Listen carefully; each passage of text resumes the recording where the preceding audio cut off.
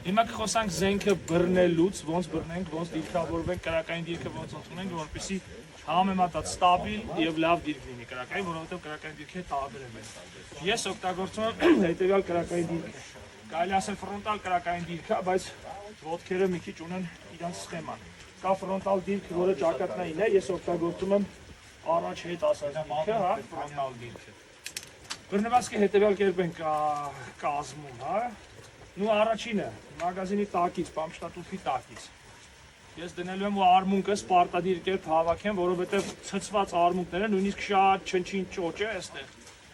Փողի վրա այնտեղ նշանառու սարքի վրա ճոճը ավելացնելու։ Ու երբ որ արմունկները տնկված է, ասենց ասած ցցված է, մկաններս լարված է լինելու ու ես ավելի շուտ եմ հոգնելու։ Ինձ պետք է լինելու ստեղծել հավելյալ հենակներ։ Հավաքելու եմ մոտ ինձ, ինչքան կարողանալու եմ։ Ու ես էլ ավելի փոքրանալու եմ, ստեղ ես ավելի մեծ թիրախ եմ, ստեղ ավելի փոքր թիրախ եմ, բայց հիմա մենք թիրախի մասին չենք խոսում, խոսում ենք ֆիզիկապես ստաբիլության մասին, որ ցցված ցանկացած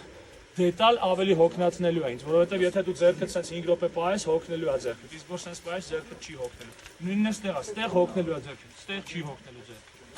Սա լինելու է իմ կրակային դիրքը։